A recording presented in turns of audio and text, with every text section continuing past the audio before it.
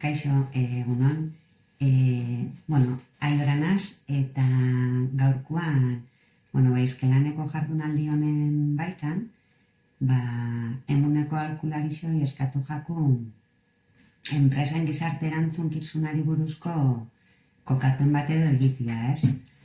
Eta egia da, igual, hasiera baten, lanbide heziketak euskeraz garatzeko edo praktikanlixa enpresetan euskaraz egiteko, horren bueltan badaukogula guk esperientzia bestelako alor batzuetan, ez? Baina, gaurkoan ikuspegi berri bat edo, ikuspegi berri baten azalpena egitera gatoz. Eta enpresen gizarte erantzunkizuna jarri dut hau izan buru moruan gaurko itzaldixai, baina penteta jakuna da interesantia edo kokapen moruan, lehenengo eta behin asaltziarena zer dan enpresen gizarte erantzunkizun hori edo, ez? Azken finean, enpresen gizarte erantzunkizuna oso labur esan da enpresak modu iraunkorrian kudeatzea. Baina, klaro, horrek bigarren galdera bat ekartzen duzkuna da, ez? Eta hain zuzen behen, izango litzake zer dan iraunkortasuna edo definitzia edo asaltzia, hobeto zona zer dan enpresak modu iraunkorrian kudeatzea.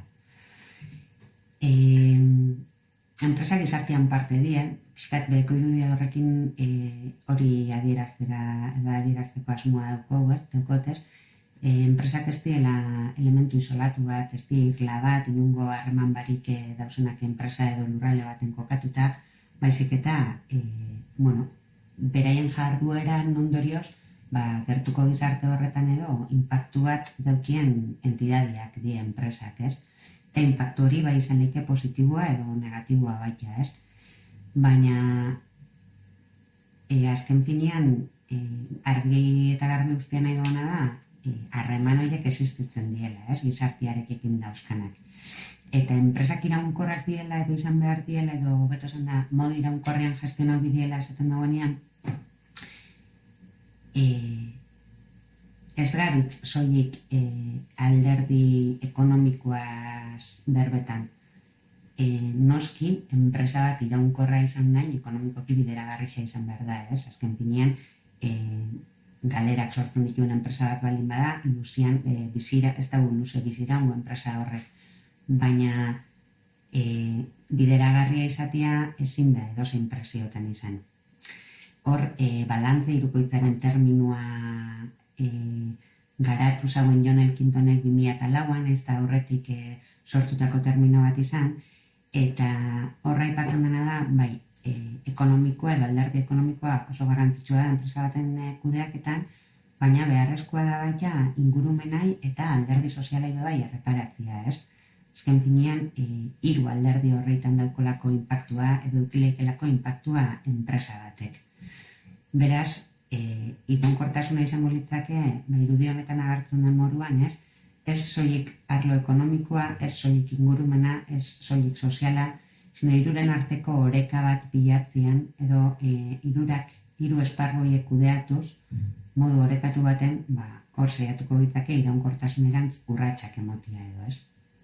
Azken finean, eta alderdi ekonomikoa erreparatzen baldin badut hau, ez die bakarrik irabaziak lortzia, ez? Alderdi ekonomikoan bebai dau, enpresa hori nola gobernatzen dugun. Alderdi sozialian, bi esparru, ez? Bai soziala kanpora begira edo gizartiai begira, ez? Gizartia izan motatako ekarpena egiten dutzen enpresa horrek, baina baita barrura begira, ez? Lan baldintzetan eta bertan lan egiten dabien pertsonen bizimoduan eta lan estiluan ze motatako eragina daukon, ez? Eta noski ingurumenian, ez? Osea, ingurumenari begira, gainera gaur egun bizi dugun krisi klimatiko honetan, ezinbesteko prisia edo urgentzia dauko enpresek ingurumen inpaktuei bebai begiratzea, ez? Orduan, hasieran komentau dugu, enpresak gizartean parte diela, inpaktu batzuk sortzen dituztela, eta inpaktu horrek, zileizke, positiboak eta negatiboak. Inpaktu horreikan kokatu gainke, enpleguaren sorrera edo aberastasunan banak eta inkluso pertsonen garapena sustatzen dabien enpresak, baina baita kokatu gainke negatiboen artean, egiten dituen CO2 isuriak edo bestelako emisioak, edo lan baldintzei inungo erreparorik edo inungo ekarpenik egiten ez duzien enpresek edo prekarizazioa sektoreak prekarizatzen dituzten enpresak, horrek inpaktu negatibo bat sortzen da ez. Beraz, bai da zelabait esatearen iraunkortasun estrategia hori, azken finean esaten gabitzena da enpresak modu iraunkorrean kudeatzea, nahi da usatia estrategia bat edukitzea, estrategia hori bere izgarrixa da enpresa bakoitzantzat. Izan be, enpresa bakoitzak inbidegoena da bere jarduerak sortzen dagoen inpaktuen azterketa bat. Bi enpresa herri berdinean kokatuta egon arren, bi jarduera desberdin sortzen baldin baituzte, oso inpaktu diferentzia sortuko dituzte edo alderantziz, sektore bereko edo produktu bera garatzen dabien bi enpresa, baina bi herrialde desberdinetan kokatuta dauzenak, oso inpaktu desberdina orduan. Gure ustez gizarte erantzunkizunan estrategia honek edo iraunkortasuneko estrategia hau edukitzea bai dauka elementu bereizgarri hori personal intransferible edo esan aljakona, ez? Eta hori aurrera ikusiko moduan bai da elementu bereizgarri bat enpresentzako eta lehiarako abantaila bat eskaini leikena. Kontua da, inpaktu ez gabitz berbaitzen, arrisku ez gazniz berbaitzen, baina importantia da inpaktu eta arrisku horrik ezagutzea. Eta horretarako, barriro atzera noia, edo baina idot ekartiana ideia hori, enpresa kokatuta dauzen gizarteko parte diela, sistema horretako parte diela. Eta oso importantia dela jakitea zeintzuk dian enpresaren interestaldiak. Marrazkisa erreparatzen baldin badutzau, demagun enpresa honako borobiltxo hau izango litzakela, interestaldiak izango liake inguruan dauzkan gainontzeko pertsona, entidade, erakunde edo elkartiak, Eta importantia da horrek identifikatzea. Azkenean, enpresaren jardueran eragiten dabien interestaldiak edo enpresaren jardueraren ondorioak pairatzen dituzten interestaldiak, Horrein barruan eukileinke barrutik asetxa enpresako langileak eurak, baina, izan ezke hornitzaileak, bezeruak, eta zergatik ez, apur bat gainera tipulan azal bat kanpora urtetzen baldin badau, kokatu beharko gaunke hor baita, gertuko komunidadia, esan ezkela administrazioak, udaletxiak, mankomunitateak, edota herriko elkarte eta eragile desberdinak, Orduan, enpresiako egin behar dauena da, interestalde horrein identifikazio bat, lehenengo aztertu zeintzuk dien bere interestaldiak, lehen etxi interestalde horiek, ez dalako berdina batengan edo bestearengan eragiten dauena, eta hauekin batera komunikazio kanalak zabaldu. Komunikazio kanalak zabaldu interestalde hauen beharrak, nahiak edo espektatibak ezagutzeko, bai.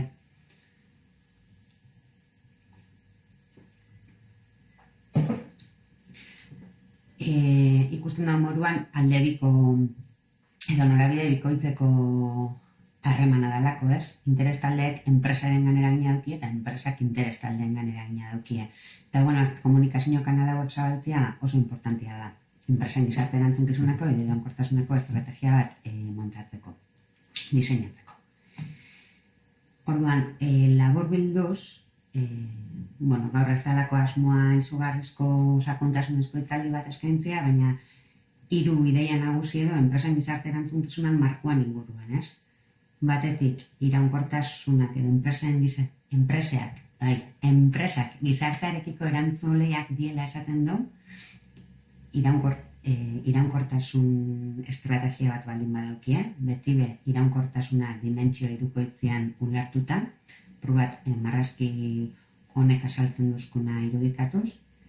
Bestetik, interestaldien garrantzia, interestaldiak identifikatu eta batez be interestaldiekin komunikazio kanalak irekitzea, eta zertarako, bain zuzen be, izan inpaktu positibo zein negatiboen mapa bat egiteko. Baina, Claro, batzuek esango duzue, hau egiten dauen enpresek, edo aspalditzik egiten dauen enpresak, ez dakit, gainera Euskal Herriera etorrikia oso logiko, oso diskurso logikoa izan leike, ez? Hor dauzkau kooperatibak, apur bat, gizarteari ekarpena egiteko edo gizarte eraldaketako bokazio sortutakoak, hor dauzkau baita bestelako banku edo entidadiak, patrasunia desberdinak edo diruz laguntzen dituztenak ekimen desberdinak, edo fundazioak, gizarte ekintzako elementuak.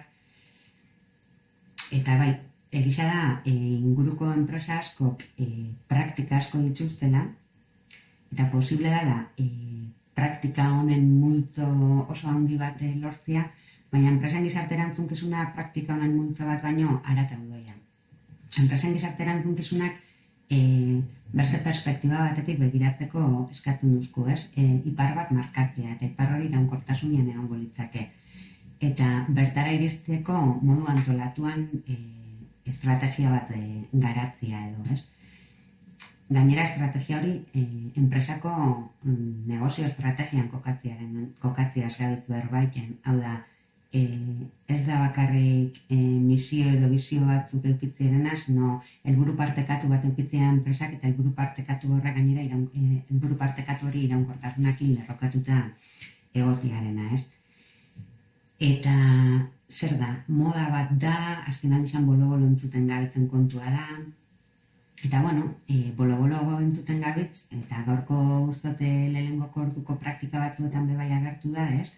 Badauko hor, 2030 agenda, Nazio Batuen Erakundiak onartutako 17 helburuz osatutako agenda bat da.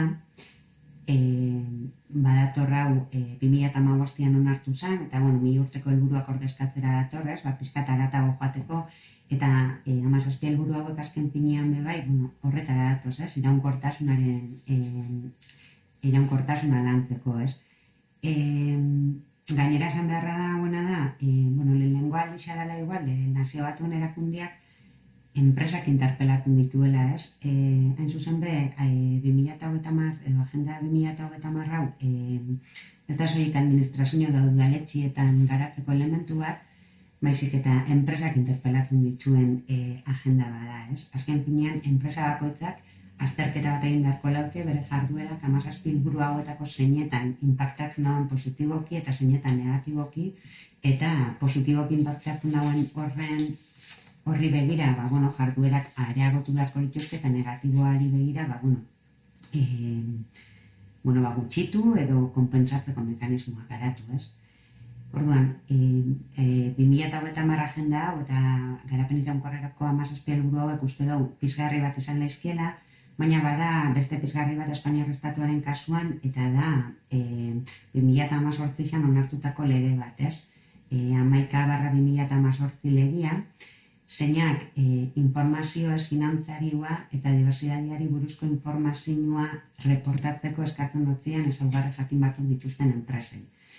Gaur-gaurkauz 500 langiletik gorako enpresak dien, edo eta beraien aktiboan X eurotik gora lortzen dituztenenak, baina 2022an ja 250 langiletik gorako enpresek bebai eskaini beharko daude informazio hau, ez?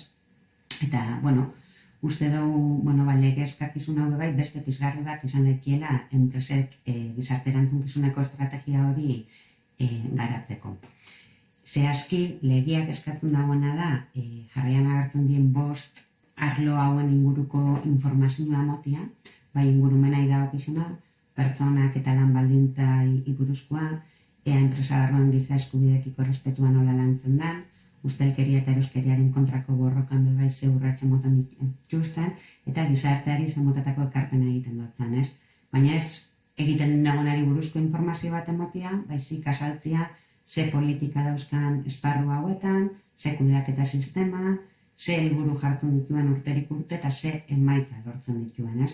Beraz, uste dugu honek be, enpresetan, hausnarketa bat zabaltzen dagoela eta lege betekizun hori betetzeagatik, behar bada, aktibatuko dituela bestelako mekanismo batzuk, ez? Eta, gainera, bai komentatzea nahi duguna da, ez dela soilik Agenda 2030 edo ez dela soilik Espainiar estatuaren kasuan lege eskakizun hori, baizik merkatu mailan bai, zenbait bezerok, sektore konkretutako bezero desberdinak, hasi die enpresei eskatzen iraunkortasun txostenak edukitzearena, ez? Iraunkortasun txostenak edo ziurtagiri batzuk, pixkat erakustiko dagoena zein dan gizartearekiko erantzunkizunak nola garatzen dagoen, ez? Hor batzuk jarri ditugu, baina, egia da, sektore batzuetan gero eta indar gehiago hartzen dabilela, lege eskakizunak zenbait kasutan eta batez behar badazken aldian ingurumenen esparruan, gero eta zorrotzagoak dielako, ez? Orduan, guzti honen aurrean, posible da, enpresa batek, lehen aipatu duen moduan, ekitaldi baten amaieran esatearena, nola egiten dut, legeak eskatzen duzten, eta bereziki, igual, Espainiar estatuan kokatutako enpresa horien kasuan, lege eskakizuna irantzuteko, ez?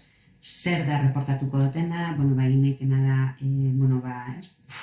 aurtengo urtean egindako guztia rekopilau, eta horri buruzko informe bat edo txosten bat publikau, baina hori urtez urteikia oso kostosua da, askoz eraginkorragoa da, behin eserialdi bat egitea eta esatearena, guazen ikustera, enpresa honek ze interes talde dauzkan, guazen hauekiko komunikazio kanalak zabaltzera, eta honen arabera guazen aipatutako hiru dimensio horreitan helburu konkretu batzuk jartzera, edo politikak kudeatzera. Eta urte amaieran egindakoa reportatuko dugu, baina ja guzti hori alineauta egongo da gure helburu partekatu horrekin edo, ez? Gainera, iraunkortasun estrategia garatzea gero ikerketa gehiago dauz,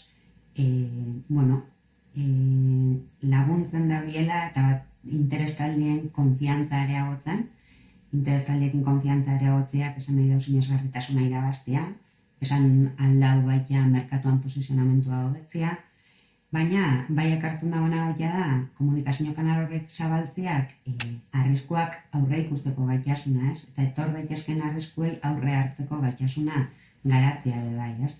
Orduan, uste dugu lehiakortasunaren terminotan kokatu leikela enpresen gizarte erantzunkizuna. Ez dela soilik edo oinarte entzuten gauen edo ulertzen gauen filantropiaren helburu hori, ez? Ekintza soziala gauzatzera goiaz, daukagun irabazietatik X destinauko dugu gizartera, baizik aurrera ekartzen dago, ez? Eta esaten dagoena da, gure jarduera da landu behar duguna termino honetan aurrera pateko. Orduan, oinartekoa ikusitza, gaurko gaiarekin lotura nola egiten dugun, ez? Aldetuko duzu da, askok, ez? Praktikaldiak euskaraz, lanbide heziketa euskaraz, aipatu dugu moduan, enpresen gizarte erantzunkizunan oinarrixen dago interestaldiekin komunikazio kanalak zabaltzea. Eta kokatuta dauen gizarteko erronkei eta aukerei erantzutea. Euskal Herritxean kokatutako edozein enpresa, testuinguru eleanitz baten kokatzen da, edo zentrauko gaurkoa Gipuzkoara igual, ez? Eta Gipuzkoak kokatutako edozein enpresa testuinguru eleanitz baten kokatzen da, beraz, hizkuntzen kudeaketa ezinbesteko elementu bat da jorratu beharrekoa iraunkortasunaren terminoetan, ez? Izan daike, beraien interestaldietako batek garrantzitsua dela aipatzen dauelako. Interestalde horrek izan daitezke langileak, baina izan daiteke bai gertuko komunitatea, administrazioak ala erabakitzen dauelako jorratu beharreko lan badalako. Azken finean hor, importantia dalako bai legez zer dagokigun ikustea eta horrei bai erantzun bat emotea, ez? Orduan, euskerian gaixa hor kokatzen du. Enpresiak hizkuntzan kudeaketa egoki bat egin beharra daukala. Hizkuntza politika bat garatu beharra daukala momentu honetan kokatuta dauen lurralde honekiko erantzunkizunez jarduteko edo, ez? Gainera, esan diogona da, enpresak eurak badaukila erantzukizun bat etorkizuneko langileak edo ez dakitzen lanbide heziketen kasuan eta praktikaldia garatzeko aukera eskaintzean etorkizuneko langileak ez den dabiltz enpresak, beraz, nik uste dut erantzukizun bikoitza be badaukola zentzu horretan, ez? Eta gainera, arduraz jokatziagatik daukixo, baina baina abantaiak lortuko dituelako, ez? Azken finean, hizkuntzen gaia lantzen baldin badugu, edo euskararen gaia kokatzen baldin badugu, eta hizkuntzan iztasun hori kudeatzen hasten baldin bagare, enpresek posizionamenduan bebai hobetzen dauela, esan beharra da, ez? Reputazio bat garatuko dauke, ikusten da enpresa hori kokatuta dagoen herrialdearekiko konprometitu dagoela, beraz, hori bai da lehiakortasunerako bereizgarria den elementu bat. Bigarren atal baten, zerbitzu enpresa bat da nenean, balio erantzi bat emoten dutza zerbitzu hori euskeraz garatzeko gaidan enpresak, edo inkluso eskaintzen duen produktu horretan euskara integratuta egoteak be balio erantzi bat emoten dutza enpresari, ez? Eta horrek lehiarako ezinbesteko elementuak die eta merkatuan posizionatzeko ezinbesteko elementuak die gaur egun. Eta azkenik, ezagutzaren gizartean bizi garela esaten da, behin eta berriro, ukiezinek edo intangibliak gero eta balio gehiago daukiela, eta enpresen kasuan be hori da, ez? Gaur egun esaten da, enpresaren balioaren 80% ukiezinek markatzen dabiela, ez? Beraz, aniztasuna kudeatzea da ukiezinen kudeaketa hori egitea da bai, ez? Gainera, aniztasunak gero eta anitzagoak izatea gero eta aukera gehiago edo ikuspegi gehiago emoten dutza, ez? Orduan, enpresa batean hizkuntza da bai anistasunaren terminuetan kokatzea uste dugu importantea izan daitela. Gainera, enpresa batzuetan eslekeia, baina ni hizkuntza kudeatzen hasten baldin manaz, honek bestelako gai material batzuk edo garrantzitsuak diren gaia kudeatzea lekuak enduko dutza, ez du uste. Esan dago moruan, hizkuntza kudeatzea daukan balio erantzia bebai da, ez datorrela arrisku batei erantzutera, ez? Zelabaitz, sinesgarritxasuna emoten dutza gizarte erantzunkizuna, azken finean bai dalako elementu bat gizartean dagoena, eta gizartean dagoen elementu bat izateran, eta hori kudeatzeko konpromiso hartzen dagoen enpresak, benetan bai dauko iraunkortasunarekiko beste posizionamentu bat, ez? Edo beste konpromiso bat, ez? Gainera, gaur, esan nahi dut, garapen iraunkorreko helburuak lotu dut nik, baina aurretiko ikaldi baten bebai usteot hor kokatuta badagoela, horretaz aparte bebai, 2 egun barru usteot urriaren 25 ospatuko dan edo egingo dan enpresarean azokan, honako izenburu hau duko enpresarean azokak, ez? Garapen iraunkorrerako helburuen aplikazioa Euskal Enpresa sarean, eta hizkuntza aniztasuna, hau da, gaia indarra hartzen badabil, hizkuntza aniztasun hori badau garapen iraunkorreko helburuen azpian lantzeko behar horri, ez? Gainera, okerrez banau, hasiera batean planteatu zen, eta UNESCO etxeapea eztabaida izan, ez?